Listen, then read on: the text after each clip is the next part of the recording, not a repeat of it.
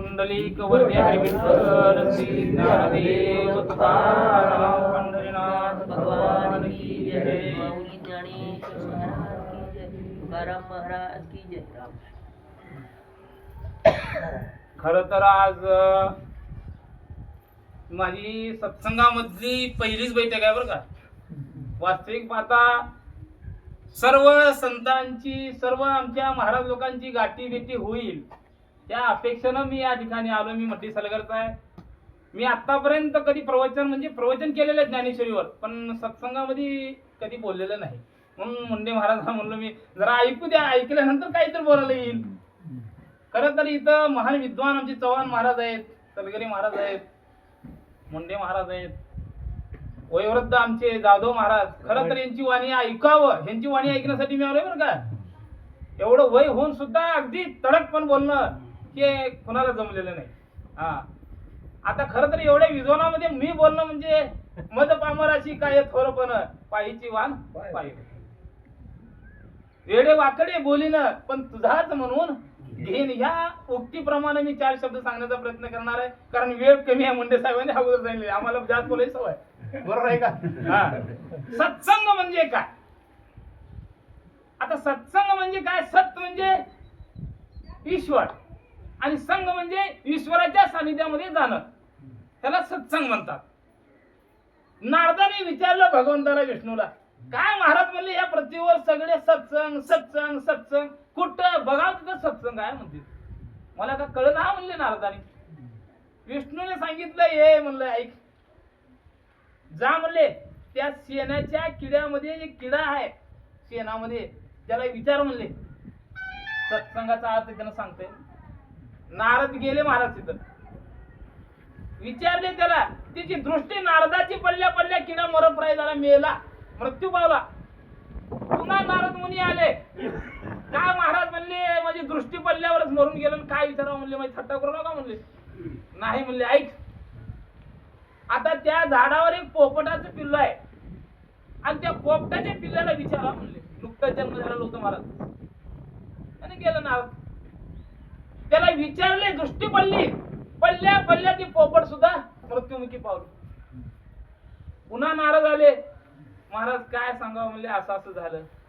नाही म्हणले, आता तू एक गाय आहे आणि ती गाय त्या गायीचं पिल्लू आहे, वासरू आहे, त्या वासराच्या कानात जाऊन विचार म्हणले. सत्संग म्हणजे काय त्याचा अर्थ तुम्हाला कळेल. लगेच गायीच्या वासराजवळ गेले.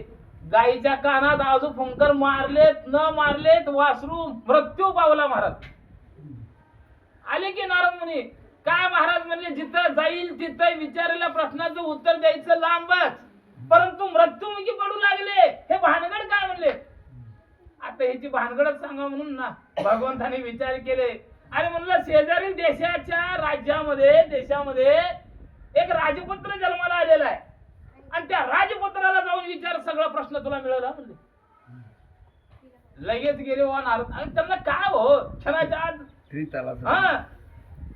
झाले की त्यांनी काय म्हणले अगोदर महाराज, विष्णू महाराज म्हणले तुम्ही मला सांगलेलं की 3 होते काय म्हणते बिगर मालकाचे होते, त्यांचं कोणी विचारत नव्हतं, मला मारती नव्हतं.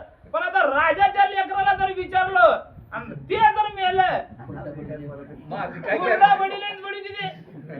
पण बडवून सोडले तर बरं आहे म्हणले महाराज. जा म्हणले मी हा तुला म्हणले जा म्हणले.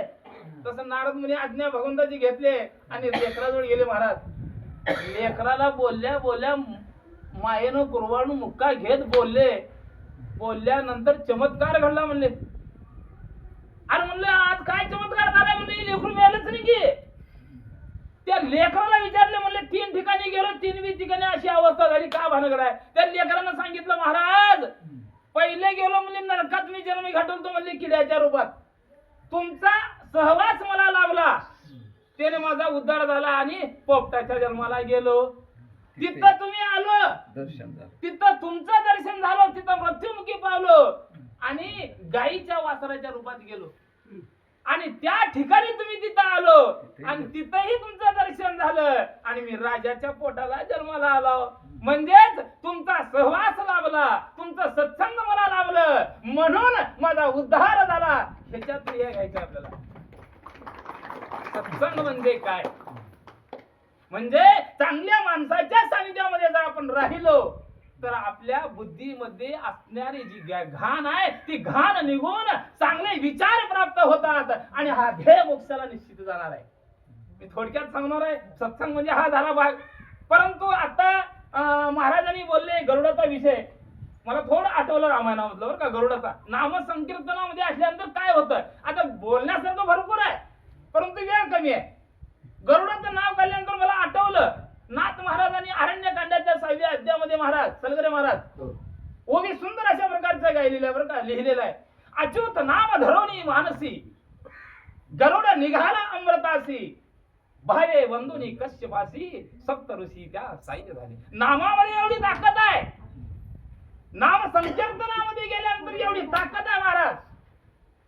गरुडाची आई आता हे काका आपण कुठे गेलो महाराज सोयरी जमवाला आणि माझ्यासारखे हेंद्र राहतंय तुमचं कुळ काय सांगा म्हणते. मग त्याला काही माहित नाही महाराज. काय नाही म्हणलं कश्यपाचं कुळ आहे म्हणते महाराज.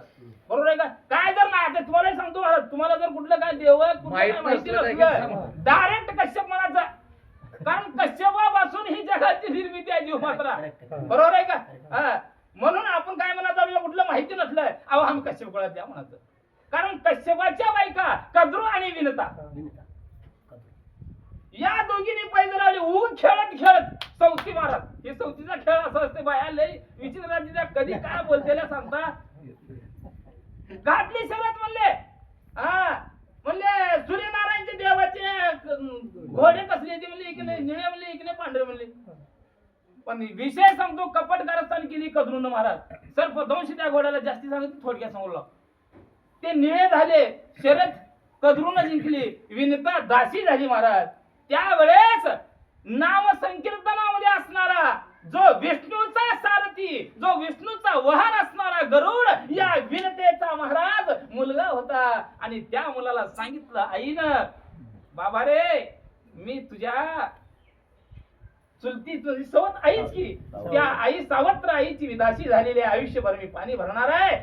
माझा नाय विलाज आहे. शर्त जिंकलेली आहे. त्यावेळेस गरुडाने विचार केला विष्णूचं नामस्मरण केलं. आई कशाला शर्त जिंकणार आहे. ही शर्यत कशासाठी म्हणजे हे होणार आहे ह्याच्यातून कशी सुटका होईल. त्यावेळेस युक्तिवाद केला की त्या कद्रूनं सांगितलं.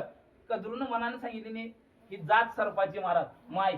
सर्पाने सांगितले अगं आई म्हणले ह्याला अमृत जाणार लाव म्हणले. अमृत काय मिळत नाही कारण सत्य आवरण त्या अमृताला होतं महाराज. तिला माहिती होतं अमृत काय ह्याला आणू शकत नाही आणि आयुष्यभर माझ्या घरात पाणी भरल्याच्या घेणं राहत नाही. विचार असा केला परंतु ज्याच्या अंतकरणाच्या ठिकाणी नाम आहे त्याला कुठलीही गोष्ट सोपी नाही महाराज. अवघड नाही खरंय का. नामस्मरण जर आपण केलो तर देव आपल्या पाठीशी येणार आहे. अरे पंढरपूरला जायची गरज नाही काशीला जायची गरज नाही महाबळेश्वरला कुठल्या क्षेत्राला कुठं जायची गरज. जर आपण निस्सीम भावनेनं परमात्म्याचं नामस्मरण केलं तर देव आपल्या दारी आलं पाहिजे एवढं सामर्थ्य नामामध्ये आहे. त्या युक्तीप्रमाणे गरुडानं नामस्मरण केलं आणि उद्धार केला महाराज. त्याच वेळेस नाथ महाराजांनी म्हणले जे काय असणार नाम आहे त्या नामाच्या तरणीवर नामाच्या जोरावर नामाच्या सामर्थ्यावर गरुडानं अमृत आणलं आणि अमृत आणल्या कद्रू आईकडे गेला महाराज. आई आई आई म्हणले अगं म्हणले अमृत आणलं म्हणले अमृत आता बरं एक सांगतो म्हणले अमृत आंघोळ केल्याशिवाय तुझ्या लेकराला पाजवायचं नाही म्हणले. अमृत काय अमृत पेल्यानंतर जीवन राहते महाराज. आयुष्यभर मरणच नसते त्याला अखंड. मग त्या माईला वाटलं माय बघा चौथीला सुद्धा माई आली. माय म्हणले माझ्या लेकरांना आणली की म्हणून जवळ पुरवाळून घेतली. लेकरू बी कपटीने हुशार होतं महाराज साधा नव्हता. त्यावेळेस सांगितलं लेकरानं आई आता हे अमृताचा फायदा कधी होणार आहे. तुझे लेकर सरोवराच्या ठिकाणी जाऊन आंघोळ करावं लागतंय. आंघोळ केल्यानंतर मग ते अमृत रचन करावं लागतंय. माईला खरं वाटलं लेकराला सांगितले अमृत आहे म्हणले आणि जाऊन अगोदर स्नान करा मग ते प्या म्हणले. एवढाच मोका साधला महाराज आणि इंद्रदेव कावळ्याच्या रूपामध्ये आले आणि असणारा जे काय असणारा अमृत कलश घेऊन गेले. त्याच वेळेस युद्ध घनघोर झालं आणि युद्ध होत असताना काही सर्प राहिलेले ते हरळीवर महाराज ते चाटले आणि त्यांची म्हणून जीभ आज दोन झालेली आहे. एवढं सामर्थ्य नामामध्ये आहे. नामाच्या जोरावर त्या गरुडानं अमृत कलश आणलं, आपल्या आईची सुटका केली. 2 कायदे साधले महाराज. एका धोंडात 2 पक्षी मारले गरुडानं. पण त्या गरुडाने एवढं सामर्थ्य केलं, प्रत्येकानं त्याला मारण्याचा प्रयत्न केला, परंतु विष्णूला सुद्धा महाराज मारले. विष्णूला सुद्धा हार गेली नाही. गरुड जिंकला आणि विष्णूला सांगितलं, गरुडा अरे माझ्यापासून तुझा विजय झालेला आहे, मी हरलोय, तुला काय मागायचं आहे माग म्हणलं महाराज. विष्णूनं गरुडानं असं बघितले, ए देवा म्हणले, काय कुठं म्हणले तुम्ही, अहो मी जरी हरलो तरी सुद्धा मला तुम्ही काय मागायचे मागा म्हणले. मी माझ्या बापाला शिकविले म्हणले मागाचं कुणाला बी. माझं नाव आहे गरुड आहे आणि मी कश्यपाचा मुलगा आहे. अरे त्रिभुवन ज्यानं उभा केलाय त्या बापाचा मी मुलगा. मलाच तू काय मागायचं माग म्हणले. तेवढंच मोका महाराज विष्णूनं साधला आणि म्हणले काय नाही म्हणले, आयुष्यभर माझं वाहन हो म्हणले महाराज. बघा भक्तीच्या जोरावर विष्णूला आकळलं गेलं महाराज. विष्णूनं शरण आलं होय का पक्षापुढं, परंतु त्याच पक्षानं त्या विष्णूला म्हणलं तुला काय मागायचं माग, मी मागणार नाही म्हणले. एवढं सामर्थ्य आहे आणि या नाम सामर्थ्यामुळं आईला आपल्या त्या सवतीच्या बंधनातून मुक्त केलं. एवढं महात्म्य नामस्मरणामध्ये आहे. झालेली सेवा महाराज, खरं तर मला आज बोलायला येतंय का नाही वाटत, परंतु मुंडे साहेबांनी आणि सलगर महाराजांनी मला म्हणजे नाही बोलाच म्हणले. काही चुकलं असेल तर माफ करा. एवढी सेवा मी भगवंताच्या चरणी अर्पण करतो. कुंडली वरती आहे आरती महाराज सूर्य सोमवंशी